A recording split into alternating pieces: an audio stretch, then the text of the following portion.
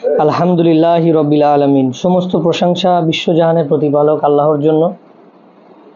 তারই প্রশংসা করি, তারই কাছে বিতাড়িত শয়তান থেকে আশ্রয় চাই। আমাদের এখানে যারা এখানে উপস্থিত আছেন আর যারা আমার এই সংক্ষিপ্ত বক্তব্য শুনবেন, প্রত্যেককে আমি আল্লাহর শেখানো পদ্ধতিতে সালাম জ্ঞাপন করছি। সালামুন আলাইকুম। আল্লাহর দয়া শান্তি আপনাদের উপর বর্ষিত হোক। আল্লাহ হচ্ছেন আমাদের বিধানদাতা। তো আমরা সাপ্তাহিক যে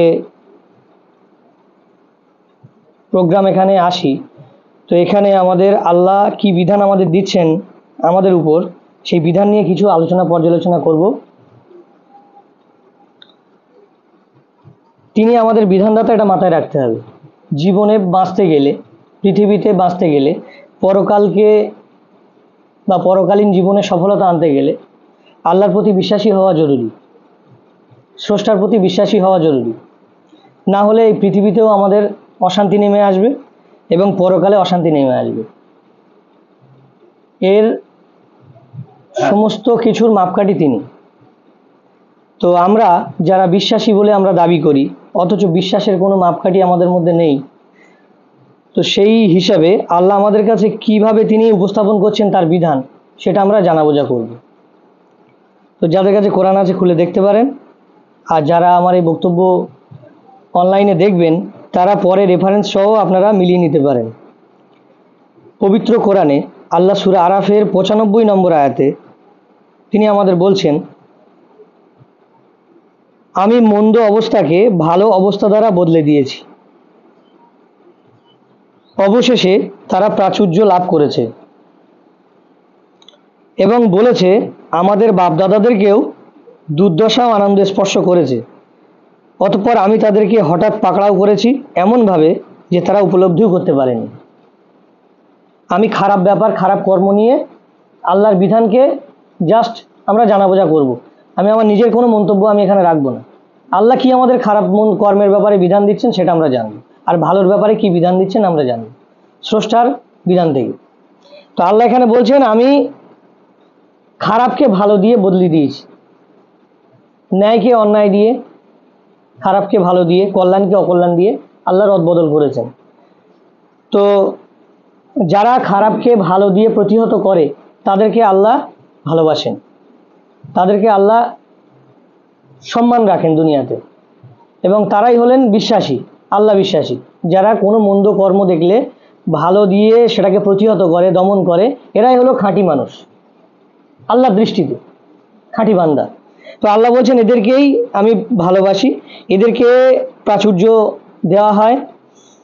আর পৃথিবীতে চলতে গিয়ে আমাদের পূর্বপুরুষ যারা ছিল, বাপ দাদা, তাদেরকেও একইভাবে এই সিস্টেম দুঃখও পেয়েছে, তারা আনন্দও পেয়েছে। তো যারা আল্লাহর অবাধ্য হয়ে চলেছে খারাপ রাস্তায়, তারা এই দুনিয়াতে ক্ষতিগ্রস্ত, দুর্দশাগ্রস্ত হয়েছে। আর যারা আল্লাহ সলেহীন বান্দা, তারা দুনিয়াতেও কল্যাণ হয়েছে, আখিরাত তো তাদের কল্যাণের পাহাড়। এটাই আল্লাহ এই আয়াতে বোঝাতে চেয়েছেন। খারাপ ব্যাপারে 2 নম্বর আয়াত হচ্ছে সূরা আন-নিসার 79 নম্বর আয়াত। আপনারা হয়তো এখন বারবার ঘাঁটতে হবে, আমি বিষয়ভিত্তিক একটা টপিক আছে সেটা দেখছি, আপনারা শুনে যান। সূরা আন-নিসার 79 নম্বর আয়াতে আল্লাহ এখানে আমাদের বলছেন, তোমাদের কাছে যে কল্যাণ পৌঁছায় তা আল্লাহর পক্ষ থেকে। আমি আমার নিজের কোনো ব্যাখ্যা দেবো না, আল্লাহ যে ব্যাখ্যা দিয়েছেন সেটাই যথেষ্ট। তোমাদের কাছে যে কল্যাণ পৌঁছায় তা আল্লাহর পক্ষ থেকে, আর তোমাদের কাছে যে অকল্যাণ পৌঁছায় তা তোমাদের নিজেদের পক্ষ থেকে। আর আমি তোমাকে মানুষের জন্য বার্তাবাহক হিসেবে প্রেরণ করেছি এবং সাক্ষী হিসেবে আমি যথেষ্ট। তাহলে সূরা আন-নিসার আয়াত নম্বর 79-তে আল্লাহ আমাদের বিধান দিচ্ছেন কি, আমাদের যা কিছু কল্যাণ, ভালো, আনন্দ, সফলতা, যাই বলেন না কেন, এটা কল্যাণের মধ্যেই পড়ে। এটা আসে আল্লাহর পক্ষ থেকে, এটা আমাদের কোনো ক্রেডিট না, ক্রেডিটটা আমাদের না, এটা আল্লাহ সুবহানাহু ওয়া তাআলার পক্ষ থেকে। কারণ আপনি আল্লাহর মুখলেস বান্দা, আল্লাহ আপনাকে কল্যাণ দিচ্ছেন, এটা আল্লাহ আপনাকে উপহার দিচ্ছেন। আর যা অকল্যাণ আমাদের আসে, এটা আল্লাহ বলছে তোমাদের নিজেদের পক্ষ থেকে। একবার চিন্তা করেছেন, চিন্তা করে দেখেছেন যে আমাদের পৃথিবীতে আমরা যা অকল্যাণের ভাগীদার, আমাদের সংসারে জ্বালা পোড়া যা কিছু হয়, আমাদের আর্থিক দুর্দশা যা কিছু হয়, যদি গবেষণা করা হয় একান্ত চিত্তে, দেখা যাবে সব আমাদের ক্রেডিট, আল্লাহর ক্রেডিট না। কারণ আল্লাহ বলছেন আমি রহমান রহিম। আল্লাহ কোনো বান্দাকেই অকল্যাণ দিতে চান না। চান কি? যে চান তিনি তার রহমান রহিম কিভাবে থাকবেন? তিনি আমাদের সৃষ্টিকর্তা, তাই সৃষ্টিকর্তা চায় সবাইকে কল্যাণ দিতে। এই জন্য এই আয়াতগুলো যদি একটু সুন্দরভাবে নিজেরা ভাবি, ভাবনাটাই হলো গবেষণা। তো এটা যদি ভাবি যে আমাদের কল্যাণ আসে রবের পক্ষ থেকে, কারণ আমরা রবের অনুসারী, তাহলে রব আমাদের কল্যাণ প্রাপ্ত করবেন, কখনো অকল্যাণ করবেন না। আর আমাদের যা কিছু অকল্যাণ হয়, সব কিছু হয় আমাদের ক্রেডিট, আমাদের পক্ষ থেকে। এটা তিনি তার বিধানে বলেছেন। তাহলে আমাদের এটা নিয়ে ভাবতে হবে যে আমরা যা কিছু এখনো আমাদের চলাফেরা করতে গিয়ে আমাদের যা কিছু সমস্যা আছে, পৃথিবীতে সমস্যার মধ্যে আছি, তাহলে এগুলো ভাবতে হবে যেগুলো আমাদের ক্রেডিট। তাহলে আমাকে আল্লাহমুখী হতে হবে। এই আয়াতটা সেটাই বোঝাচ্ছে যে আমার কোথাও ভুল হচ্ছে, নাহলে আমার এত অকল্যাণ কেন, আমার এত দুর্দশা কেন? তাহলে আমি আল্লাহর মুখী হই, আল্লাহর দিকে ফিরে আসি, তাহলে আমি কল্যাণ প্রাপ্ত হব। এটাই এই আয়াত থেকে আমি বুঝতে পারছি, এবং আমি আপনাদেরকে এটাই বললাম। আল্লাহ এটাই বললেন। সূরার 48 নম্বর আয়াতে আল্লাহ বলছেন, আর যদি তারা বিমুখ হয়, আর যদি তারা বিমুখ হয় অর্থাৎ মুখ ফিরিয়ে নেয়, তবে আমি তো তোমাকে তাদের রক্ষক হিসেবে পাঠাইনি। কল্যাণের কথা বললাম, বিধানের কথা বললাম। যদি কেউ এই বিধান থেকে মুখ ফিরিয়ে নেয়, আল্লাহ বলছেন আমি তো তোমাকে তাদের রক্ষক হিসেবে পাঠাইনি, যে তোমাকে ওই বিধান মানাতেই হবে, ওকে ওই জিনিসটা ঢোকাতেই হবে ব্রেনের ভেতরে। এই রক্ষক হিসেবে আমি তোমাকে পাঠাইনি, বাণী পৌঁছে দেওয়াই তোমার দায়িত্ব। তাহলে রসুলকে যদি বলা হয়, আল্লাহ বলেন যে বাণী পৌঁছে দেওয়াই তোমার দায়িত্ব, তাহলে আমাদের দায়িত্ব কি? মানে মারপিট করে তাকে বোঝানো? কি কমন সেন্স বুঝতে পারছি আমরা এই আয়াত থেকে? তাহলে আমাদের দায়িত্ব পৌঁছে দেওয়ানো, আর কিছু না। আর আমি যখন মানুষকে আমার রহমত আস্বাদন করাই, আল্লাহ বলছেন আমি যখন মানুষকে আমার রহমত অর্থাৎ আমার দয়া, আমার সুখ, আমার কল্যাণ আস্বাদন করাই, তখন সে খুব খুশি হয়। ন্যাচারালি খুশি হব আমরা। আর যখন তাদের কৃতকর্মের জন্য তাদের উপর কোনো বিপদ আসে, তখন মানুষ বড়ই অকৃতজ্ঞ হয়, আমাকে ভুলে যায়। কথাটা শুনলেন তো? আর যখন তাদের কৃতকর্মের জন্য, আমাদের কৃতকর্মের জন্য, আমার কৃতকর্মের জন্য আমার উপর কোনো বিপদ, কোনো বালা মুসিবা আসে, তখন আমি বড় অকৃতজ্ঞ হয়ে যাই, আল্লাহর থেকে দূরে সরে গেলাম, আল্লাহর বিধানকে অ্যাভয়েড করে চলে গেলাম অন্য এক সাইডে, বন্ধুদের সঙ্গে একটা বাজে জায়গায় চলে গেলাম। এই চল, আমার মেজাজটা ভালো না আজকে, চল। হচ্ছে তো এমন, বাজারে এমন হচ্ছে তো, যে আজকে আমার মনটা ভালো নেই, আজকে আমার ব্যবসাটা খুব খারাপ যাচ্ছে, আমি খুব লস খেয়েছি লাখখানি টাকা, চল ঘুরে আসি, আনন্দ উল্লাস করে আসি। এই হলো তাদের মানে অবস্থা। তো আল্লাহ তাকেই রহমতের স্বাদ আস্বাদন করায় যে আল্লাহর হয়। আমরা আল্লাহর বিধানের উপরে আজ্ঞাপাও হব না, কৃতজ্ঞ হব না, আর আল্লাহ আমাদেরকে রহমতের স্বাদ আস্বাদন দেবেন কি? দেবেন না। এটা মাথায় রাখতে হবে। আল্লাহর বিধান থেকে কিন্তু আমরা এটাই বুঝতে পারছি যে আল্লাহর বিধানের উপর আমাদের পরিপূর্ণ থাকতে হবে, তাহলে তিনি আমাদেরকে অবশ্যই রহমত প্রদান করবেন, সুখ, কল্যাণ, নিয়ামত দিয়ে ভরিয়ে দেবেন এই দুনিয়াতে এবং আখেরাতে। এটাই তার বিধান থেকে আমরা পাচ্ছি।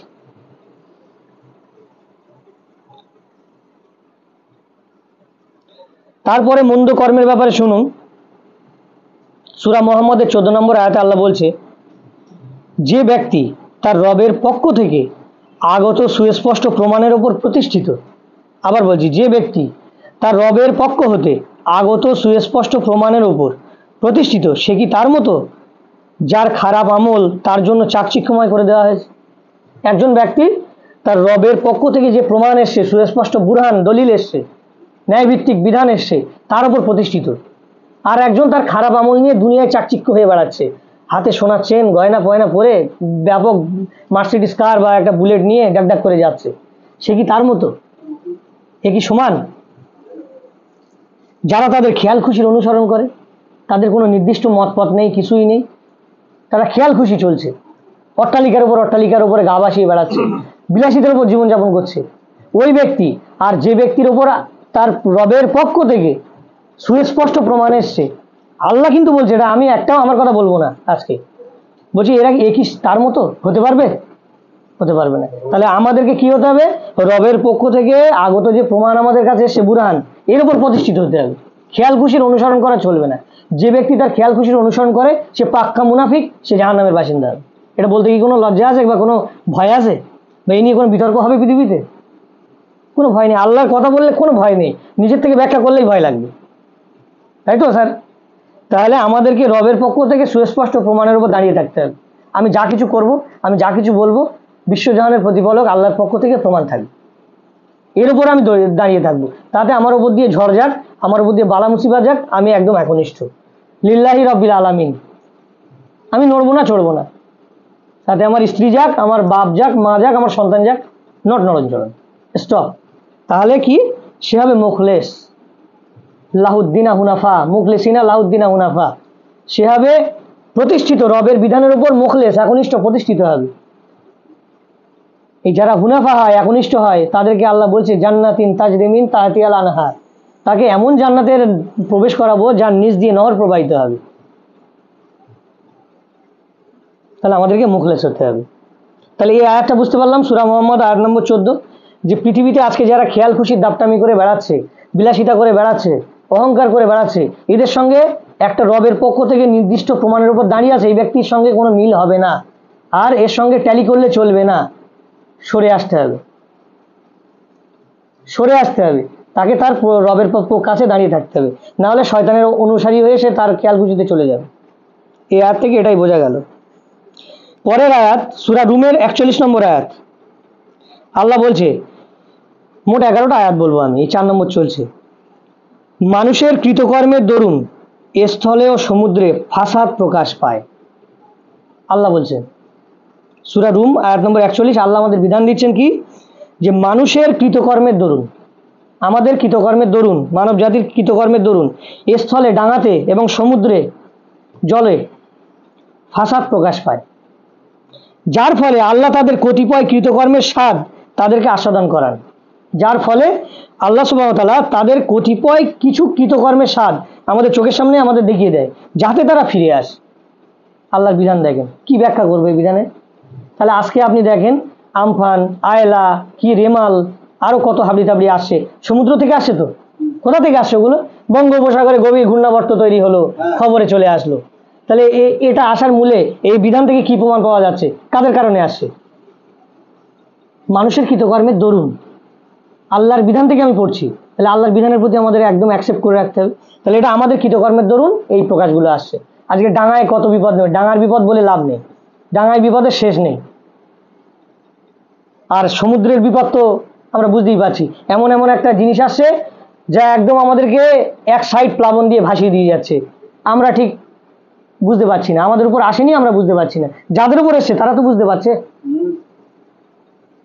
যে সাইডে যাচ্ছে তারা তো বুঝতে পারছে কত মানে অসহায় পরিবার ধ্বংস হয়ে যাচ্ছে এই মানুষের কৃতকর্মের দরুন। তাহলে মানুষের কৃতকর্মের কতটা খারাপই না হলে এই বিপর্যয়গুলো আসছে, আল্লাহ নক করে দিচ্ছেন যাতে তারা ফিরে আসে। কিন্তু আমরা কি ফিরে আসছি? আমরা কি রবের কাছে ফিরে আসছি? রবের বিধানকে বোঝার চেষ্টা করছি? কেউ ফিরে আসছি না, মানব জাতি সেই ভুলের মধ্যে আবার চলে যাচ্ছে। তাহলে আল্লাহ আমাদের এই যে বিপর্যয়গুলো দিচ্ছে, বিধান বলছে এই বিপর্যয়গুলো আমাদের কৃতকর্মের ফলেই আসছে, যাতে আমরা ফিরে আসি। তাহলে আমাদের ফিরে আসা উচিত আল্লাহর কাছে। 5 নম্বর সূরা আনামের 160 নম্বর আয়াতে আল্লাহ এই সৎকর্ম আর অসৎকর্মের ব্যাপারে বলছে, যে সৎ কাজ, আমরা একটা প্রসিদ্ধ একটা কথা বলি না, বাজারে চলছে না, যে কোরআনের একটা আয়াত পড়লে 10টা নেকি, কিন্তু কোরআনে এই কথা আছে কিন্তু ওই রকম নেই। দেখেন কি বলছে, যে সৎ কাজ করে তার জন্য সেটা হবে তার 10 গুণ। সূরা আনাম আয়াত নম্বর 160, আল্লাহর বিধান, আল্লাহ আমাদের বিধান দিচ্ছেন, যে সৎ কাজ করবে তার জন্য সেটা হবে তার 10 গুণ, আর যে অসৎ কাজ করবে তাকে অনুরূপী প্রতিফল দেওয়া হবে। রবের ডেফিনেশনটা দেখেন, সৎ কাজের মর্যাদাটা কতটা, আর অসৎ কাজের এটা কতটা। মানে আল্লাহ আমাদেরকে ভালোবেসে তার পুরস্কারটা দিতে চাচ্ছে। আমি যদি কাউকে পুরস্কার দিতে চাই, তাহলে আমার একটা সাবসিডি রাখতে হবে না? তাহলে মানুষের উপর সাবসিডি না রাখলে সে পাবে কি করে? একটা মাস্টার যদি পরিপূর্ণ করা ভাবে তার রুলস রেগুলেশন ফরম্যাট মেনে যদি খাতাপত্র দেখে, তা আমার মনে হয় না একটা হাই স্কুলের 100 জনের মধ্যে 90 জন পাশ করবে, 15 জন পাশ করবে। বর্তমানে যে হালচাল, সব পাশ করে যাচ্ছে, মানে একটা সাবসিডি রাখা আছে। যেখানে বলছে যে সৎ কাজ করবে তাকে তার 10 গুণ প্রতিফল দেওয়া হবে, সেই সৎ কাজের প্রতিফল 10 গুণ, আর অসৎ কাজ যেটা করা হবে তার অনুরূপী প্রতিফল দেওয়া হবে। কিন্তু আমাদের অসৎ কাজ এত হয়ে যাচ্ছে যে আর 10 গুণের মানে সৎ কাজ করবো কি, এর ডেফিনেশন আর হবে না। অসৎ কাজই ভরে গেছে কয়েক কোটি, মিলিয়ন ট্রিলিয়ন। তো আমাদেরকে সৎ কাজের দিকে এগিয়ে আসতে হবে। সৎ কাজের ডেফিনেশন কোরআনে প্রচুর আছে, আমরা খুঁজে খুঁজে বার করে সেগুলো করতে থাকবো। আল্লাহ বলছেন তোমরা বেশি বেশি সৎ কাজ করো, তোমাদের পূর্ণ প্রতিফল দেবো, আমি তার 10 গুণ দেবো। আর অসৎ কাজ যেটা করেছো তার অনুরূপী প্রতিদান দেব, তোমাদের উপর কোনো রকম জুলুম করা হবে না। সূরা শুরার 40 নম্বর আয়াতে আল্লাহ বলছে মন্দের প্রতিফল সেম মন্দ হবে, খারাপের প্রতিফল অনুরূপ খারাপ। অতঃপর যে ক্ষমা করে দেয় এবং আপোষে নিষ্পত্তি করে তার পুরস্কার আল্লাহর কাছে রয়েছে। নিশ্চয়ই আল্লাহ কোনো জুলুমকারীকে পছন্দ করেন না। তাহলে এখানে খারাপের প্রতিফল অনুরূপী খারাপ। ধরেন আপনার সঙ্গে কোনো রকম কোনো একটা খারাপ কাজ হয়েছে, আপনি যদি সেই ব্যক্তিকে ক্ষমা দৃষ্টিতে দেখেন, এটা আল্লাহ অত্যন্ত ভালোবাসেন। যে আল্লাহ যেমন ক্ষমাশীল দয়ালু, বান্দাকেও বেশি কঠোর না হয় বান্দাকেও ক্ষমাশীল হওয়া উচিত। কিন্তু আমরা এমন যে আমাদের কোনো ভাই যদি দেখি কোনো খারাপ করে ফেলেছে, তো আমরা তার চৌকাট ডিঙাই না, এমন অহংকার আমাদের এসে যায় তার দিকে তাকাইও না, তার সাথে বাক বিতণ্ডাও করি না, আস্তে আস্তে আস্তে আস্তে একটা দেয়াল পড়ে যায়। এইভাবে আমাদের কোনো মুমিনের জীবনযাপন হতে পারে না। এটা আমার মধ্যে ছিল, এই গুণটা আমার নিজের মধ্যে ছিল। তো আল্লাহর কোরআন পড়ার পর দেখছি আমাকে একেবারে মানে এমন অন্তর প্রশস্ত করতে হবে যে সে প্রশস্ততার সীমা নেই। মানে আপনাকে কেউ মারলে আপনি চুপ থাকবেন, নীরব থাকবেন। মুমিনের বিশাল বড় গুণ, একটা মানে বীরত্ব বলা যায়, যেটা অর্জন করা খুবই একটা টাফ ব্যাপার, কিন্তু অর্জন করাও খুব সহজ ব্যাপার। আল্লাহ বিশ্বাসী হয়ে গেলেই অর্জন এসে যাবে। মানে গভীর বিশ্বাসী হতে হবে তাকে, মানে অন্তরের থেকে যে আল্লাহকে যে চায় সেই একমাত্র এর থেকে হয়ে যাবে। যে আপনাকে আমি ব্যাপক একটা আঘাত দিলাম, খুবই একটা চর দিলাম বা ঝগড়াঝাটি হলো, আপনি পরের দিনই আপনি এমন ডানা মেলে দিলেন, সে একা একা শুয়ে পড়ে ভাববে এ কী রে ভাই, এর বেরানে কি আসলো, এর মধ্যে কি কোনো আত্মগরিমা বলে কিছু নেই, সে আত্মগরিমা করে বসে আছে। তো এটাই আল্লাহ বলছে যে আপোষে তোমরা যদি ওটাকে নিষ্পত্তি ক্ষমা করে দাও, আল্লাহ খুবই ক্ষমাশীল, আল্লাহ এটা ভালোবাসে। তা আমাদের এই বিধান থেকে বোঝা উচিত যে আমরা কেউ মানে দেমাগি হব না, এটা আল্লাহ পছন্দ করেন না। আমার মধ্যে আছে এই গুণটা, আমি স্বীকার করছি। আমি আল্লাহর কাছে পানা চাই যে আল্লাহ আমাকে এ থেকে হেফাজত করেন, আমার অন্তর প্রশস্ত করে দেন। দেমাগি হওয়া চলবে না, আত্ম অহংকারী হওয়া চলবে না। যে আমার প্রতি বিদ্বেষ ভাব রেখেছে তার সঙ্গে আপনি ক্ষমাশীল দৃষ্টিতে দেখেন, সে অন্তরঙ্গ বন্ধু হবে। আয়াত আছে, আমি দেখাচ্ছি পরে, আসছে আয়াত। তারপরে সূরা নিসার 148 নম্বর আয়াত আল্লাহ বলছে মন্দ কথার প্রচার আল্লাহ পছন্দ করেন না। এই একটা বিধান, কিন্তু আমি সব বিধানের কথা আলোচনা করছি। তাহলে আমরা কখনো মন্দ খারাপ কথার প্রচার প্রসার করব না, আলোচনাও করব না। আল্লাহ মোটে পছন্দ করেন, তিনি বলছেন আমি মোটে পছন্দ করি না। তাহলে আমাদের মধ্যে কিন্তু প্রচুর অহেতুক খারাপ কথা হয়, ফাজলামি কথা হয়। তাহলে কোরআন আমরা যদি আমরা আল্লাহর বিধানের প্রতি আত্মসমর্পণ করি, মানি কথা বললে হবে না, আত্মসমর্পণ যদি করি, মানি সবাই মানে, বলছে আল কোরআন সবাই মানি আমরা, আত্মসমর্পণ করেছে কেউ? আত্মসমর্পণ করতে হবে আমাদের। তো আল্লাহর কাছে আমরা যারা আত্মসমর্পণ করেছি, আমাদের আর কোনো খারাপ কথার প্রচার করা চলবে না, কারণ এটা আল্লাহ মোটে পছন্দ করেন না। সূরা নিসার 148 নম্বর আয়াতে তিনি বলছেন যে আমি এটা পছন্দ করি না। তবে কারোর উপর যদি জুলুম করা হয় সেটা ভিন্ন কথা, অর্থাৎ কারোর উপর জুলুম হচ্ছে সেই বিষয়টা যদি কারো কাছে বলি, আমি বলে সুরাহা মেটে, এবারে ব্যাপারটা ভিন্ন কথা। আর আল্লাহ সব কিছু শোনেন, তিনি সব কিছু জানেন।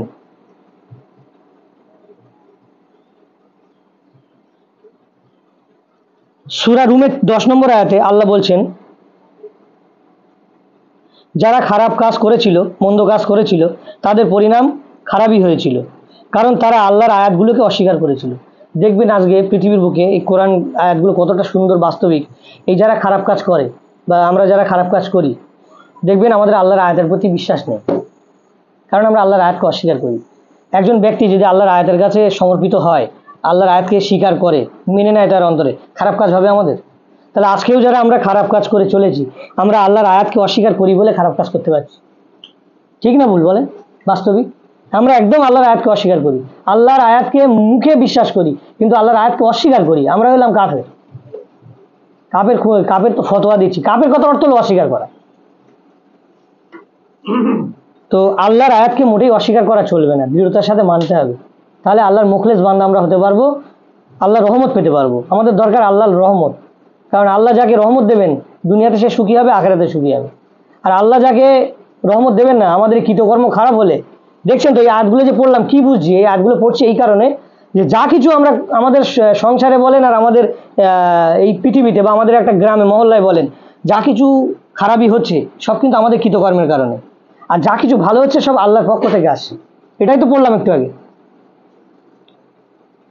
যারা খারাপ কাজ করলো তাদের পরিণাম খারাপ হলো, কারণ তারা আল্লাহর আয়াতগুলোকে অস্বীকার করেছিল এবং সেগুলোকে নিয়ে ঠাট্টা বিদ্রুপ করলো। শুধু অস্বীকার করিনি, আয়াতকে নিয়ে ঠিল্লি বিল্লি করলাম আমরা।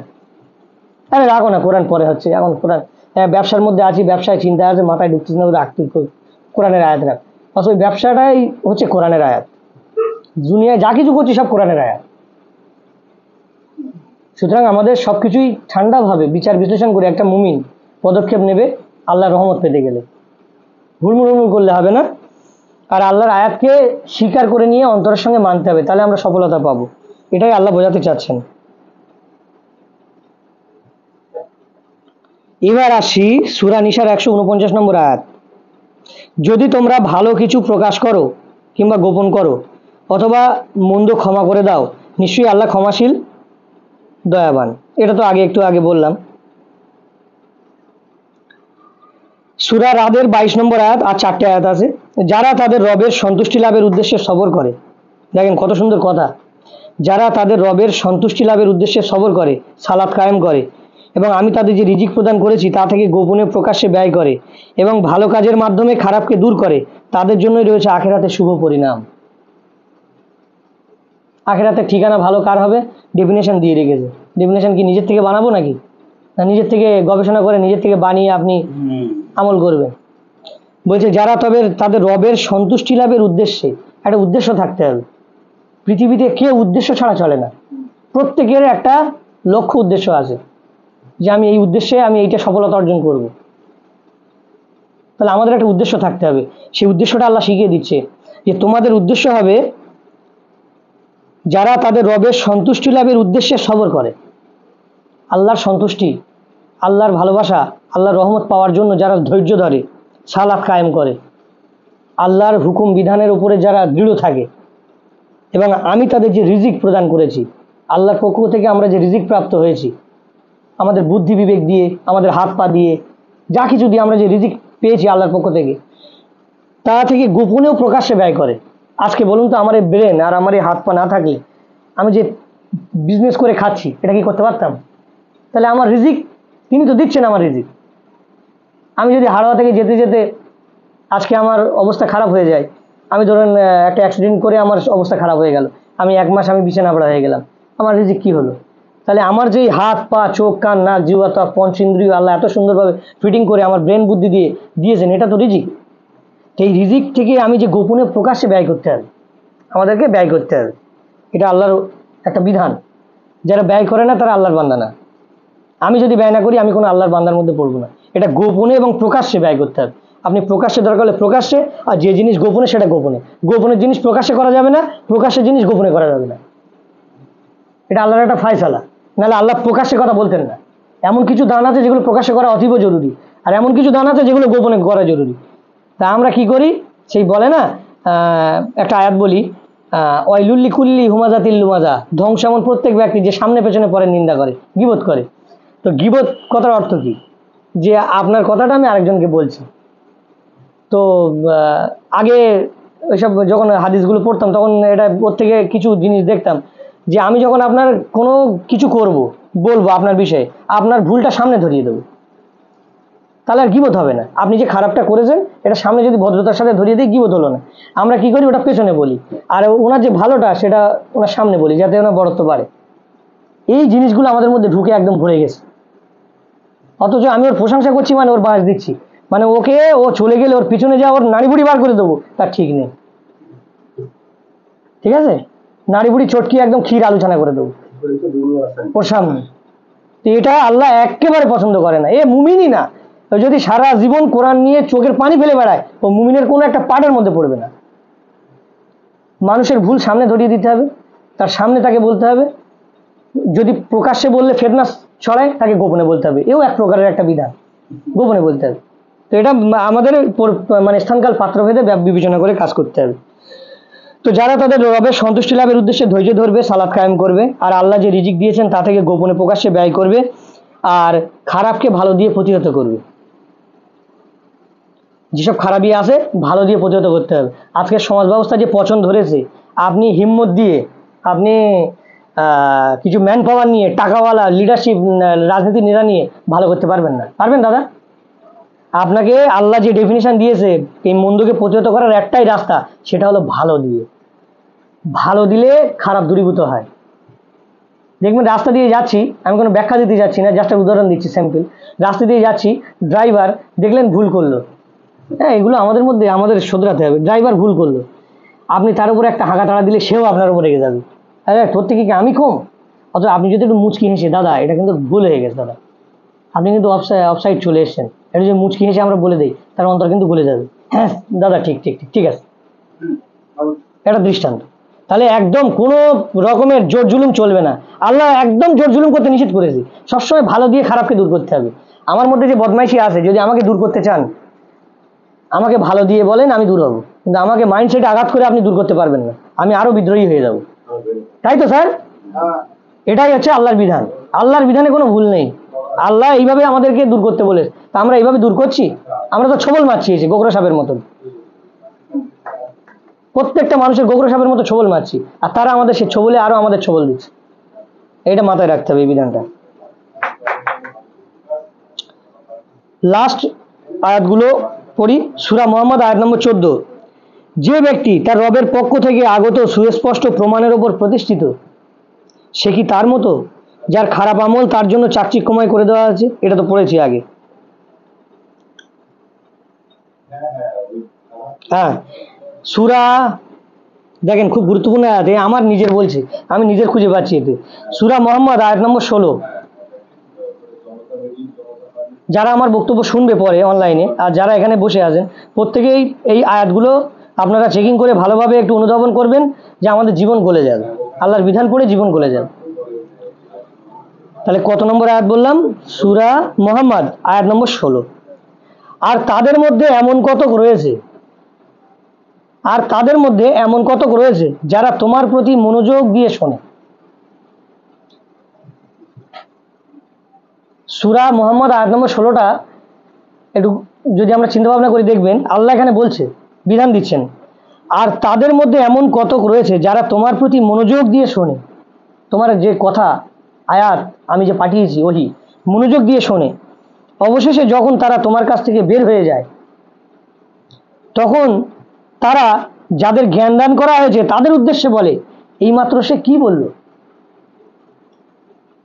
এটা রসুলকেও ধরেন, আমরা যারা কোরআনের ওহী দিচ্ছি তাদেরকেও ধরেন। এখানে বলতে চাচ্ছেন আল্লাহ সুবহানাহু ওয়া তাআলা এই বিধানটা, যে আমাদের মধ্যে এমন কিছু আমরা আছি, যে আমাদের কাছে যখন আল্লাহর ওহী বলা হচ্ছে, বিধান বলা হচ্ছে, খুব গভীর সহকারে শুনছে। কারা? মুনাফিকরা। মুনাফিকরা শোনে বটে, দেখলে মনে হবে ব্যাপক গভীর মনোযোগ দিয়ে শুনছে, অথচ ওদের ভেতরে ঢুকছে না। পরক্ষণে যাদের জ্ঞান দান করা হয়েছে, যারা বুঝেছে জিনিসটা, আল্লাহর ওহীটার প্রতি জ্ঞান যাদের পরিপূর্ণ দেওয়া হয়েছে, তাদের কাছে তারা পরে জিজ্ঞেস করে, যখন ওখান থেকে চলে যায় মজলিস থেকে, যে উনি কি বললো বলো তো। মানে এরা হলো পাক্কা মুনাফিক। এরা বসে থাকে বটে, শোনার ভান করে বটে, দেখলে মনে হবে শুনছি, কিন্তু ওদের ব্রেনে ঢুকিনি, ওদের মন ছিল না এই আয়াতের প্রতি, মনে আয়াত বসিনি। একদম কট্টর মুনাফিক এরা, এদের চেনা মুশকিল, এরা আল্লাহ ছাড়া কেউ চিনতে পারবে না। ঠিক আছে, এরাই তারা যাদের অন্তর সময় আল্লাহ মোহর মেরে দিয়েছে। চিন্তা করতে পারেন, যদি আমার অন্তর এইটা হয় আর এই লকবের মধ্যে আমি থাকি, আমার অন্তরে যদি মোহর পড়ে যায়, কারণ তারা নিজেদের খেয়াল খুশির অনুসরণ করেছে। বসে তীরের মতো শুনেছে বটে, কিন্তু মাইন্ডে নেয়নি, খেয়াল খুশি চলেছে, অন্তরে খেয়াল খুশি চলছে, খেয়াল খুশি চলছে। আল্লাহর ওহী পড়ছি, আল্লাহর ওহী পড়া হচ্ছে, কিন্তু অন্তরে খেয়াল খুশি চলছে। এরাই তারা, এদের অন্তরে আল্লাহ মোহর মেরে দিয়েছে। আর এই অন্তরে মোহর মারাদের কি শাস্তি তো আল্লাহ বলে রেখেছে পরে, অন্যান্য আয়াতে ডেফিনেশন আছে। তাহলে এরা পাক্কা মুনাফিকের আলামত, কিন্তু এ থেকে আমাদের সাবধান হতে হবে। সূরা নাহালের 45 নম্বর আয়াত দেখেন, আল্লাহ কত সুন্দর করে বিধান দিয়েছে যাতে আমরা সংশোধন হই। যারা মন্দের ষড়যন্ত্র, আচ্ছা কোরআনটা যে আমি পড়ছি, এই আল্লাহর বিধানগুলো পড়ছি, এর মধ্যে এত মানে কি বলবো, কি নীতি বলা যায়, সহিংস নীতি, কোনো হিংসা নেই, কোনো রকমের কোনো ভালোবাসা ছাড়া কিছু নেই, গভীর ভালোবাসার নীতি। তো ইসলাম কি জোরপূর্বক বা মারধর করে আসতে পারে? এত সুন্দর কোরআনের আয়াত, এই দেখেন আয়াতটা দেখেন, সূরা নাহলে 45 নম্বর আয়াত। যারা মন্দের ষড়যন্ত্র করে তারা কি নিরাপদ হয়ে গেছে যে আল্লাহ তাদের সহ মাটিকে ধসিয়ে দেবেন না, অথবা তাদের উপর আসবে না আযাব এমনভাবে যে তারা উপলব্ধি করবে না, অথবা তিনি তাদের চলাফেরার ভেতর তাদেরকে পাকড়াও করবেন না। বস্তুত আল্লাহ তো পরাস্তকারী নয়, বরং তিনি তাদেরকে ভীত অবস্থায় পাকড়াও করবেন না। নিশ্চয়ই তোমাদের রব অতিশয় দয়াশীল এবং পরম দয়ালু। তো এই যারা মন্দের ষড়যন্ত্র করবে তারা ভাববে যে আমরা নিরাপদ আছি, এটা ভাবাই তাদের ভুল। কারণ এই মন্দের ষড়যন্ত্র আল্লাহ আমাদের নিষেধ করেছে যে তারা কোনো কেউ যদি মন্দের ষড়যন্ত্র করে তাদের বিরুদ্ধে আমরা সোচ্চার হব, এমন কোনো বিধান আল্লাহর আয়াতে পাবেন না। আল্লাহ বলছে তাদের ব্যাপারটা আমার হাতে আছে, যে তারা ভেবে নিয়েছে যে তাদেরকে আমি কোনো কিছু করব না, অথচ আমি যখন তখন তাদের মাটিতে ধসিয়ে দিতে পারি, ভূগর্ভস্থ ধসিয়ে দিতে পারি, তাদের আযাব দিয়ে তাদের শেষ করে দিতে পারি। দিয়েছে না এরকম পৃথিবীতে? কোনো নবী যুদ্ধ করে তাদেরকে পরাস্ত করতে পেরেছে আল্লাহর আযাব ছাড়া? কোরআনে আয়াতে একটাও আছে স্যার, পাওয়া গেছে যে অমুক নবী সৈন্য সামন্ত নিয়ে লড়াই করে সেই কমকে উদ্ধার করেছে বা কম থেকে হেফাজত করেছে? সব আল্লাহর আযাব এসছে, সব আল্লাহর আযাব এসছে। বলছে তারা সকালে ভোরে শুয়ে আছে, তাদের উপর করে দিয়েছি একটা ঝঞ্ঝা বায়ু দিয়ে, মরে পড়ে রয়েছে। আল্লাহর শক্তি ছাড়া পরাস্ত করা সম্ভব না মানব জাতিকে, এটা আল্লাহ ভালো করে জানে।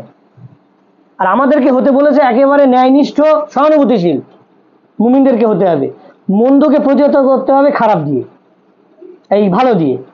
মানে এত ভালো ব্যবহার করতে হবে সে যেন তার ব্রেনে থিঙ্কিংয়ে আসে যে কি ছেলে, কি মানুষ রে বাবা, এর মধ্যে কি সহানুভূতি আছে। আপনি এগিয়ে যাচ্ছেন তার দিকে, নম্রতার ডানা মেলে দিচ্ছেন তার দিকে। মানে আল্লাহর বিধান এটাই বলছে আমাদের। আমি একটাও পাইনি যে আল্লাহ ধমক দিতে বলেছে তাদেরকে জোরপূর্বক তাদের থেকে করতে বলেছে। এতটা যে আয়াত পড়েছি, পেয়েছেন একটাও?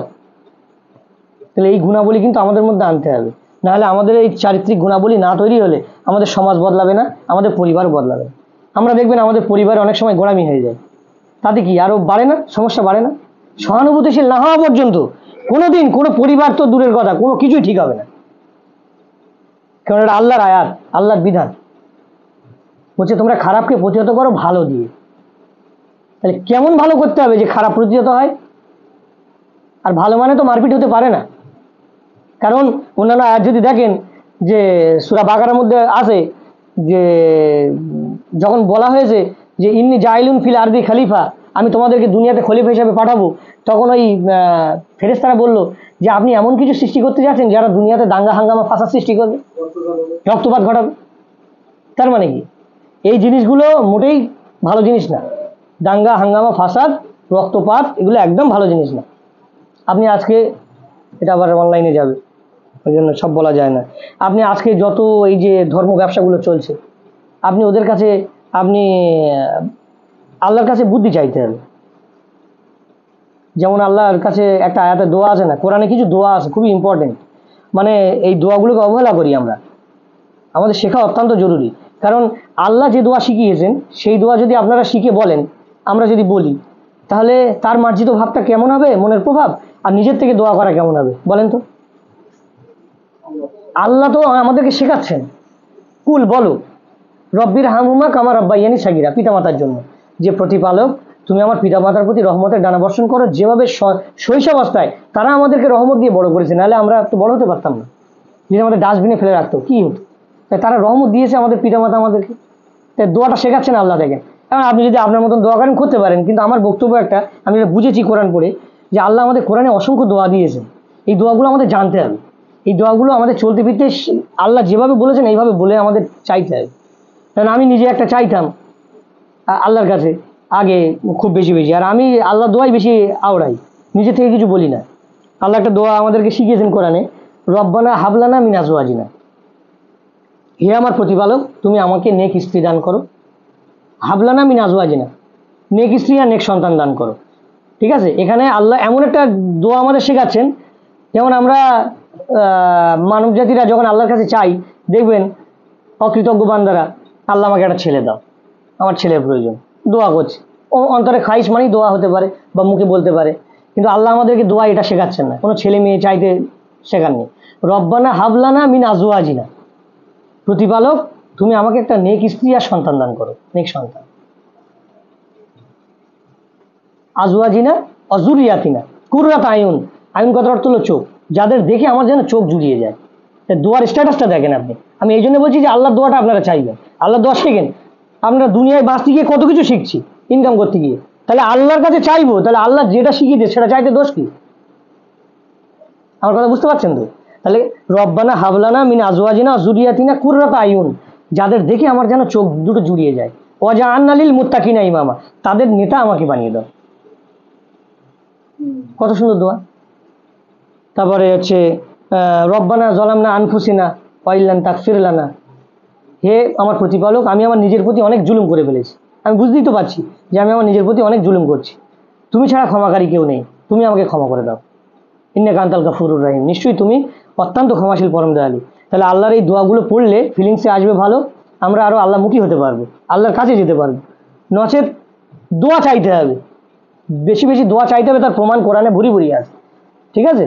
তো দোয়া আমাদের চাইতে হবে, আর আমাদের সৎকর্মশীল হতে হবে, ভালো হতে হবে। এটাই আল্লাহর বিধান।